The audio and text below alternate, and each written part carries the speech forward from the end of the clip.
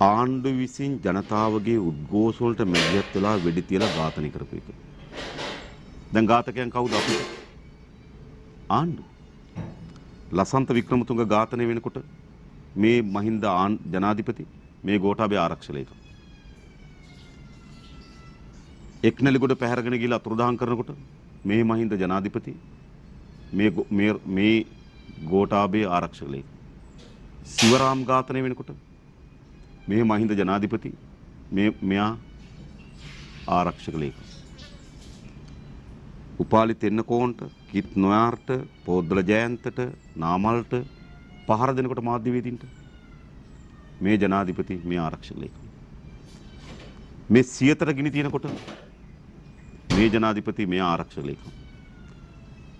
සිරසට ගිනි තියනකොට බෝම්බ ගහනකොට මේ ජනාධිපති මේ ආරක්ෂක ලේකම්. අධිආරක්ෂක කලාපයේ තිබුණු ඉරුදින කාර්යාලයට ගිනි තියනකොට මේ ජනාධිපති මේ ආරක්ෂක ලේකම්.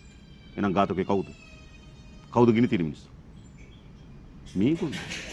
තාජුද්දීන් ඝාතනය වෙනකොට මේ ජනාධිපති මේ ආරක්ෂක ලේකම්. මා මේ කියපු ලැයිස්තුවෙන් එකකටවත් වැඩිකරුවෙක් අහුවෙලා තියෙනවා? නැහැ. ඒකට අපේ පොලිසිය දක්ෂද? අපේ පොලිසියට හොඳ ඉවක් තියෙන හොඳ දක්ෂ පොලිස් දෙපාර්තමේන්තුවක් තියෙනවා. හැබැයි මේ හොයාගන්න බැරි වෙච්ච හැම අපරාධයක්ම කරේ ආණ්ඩුව.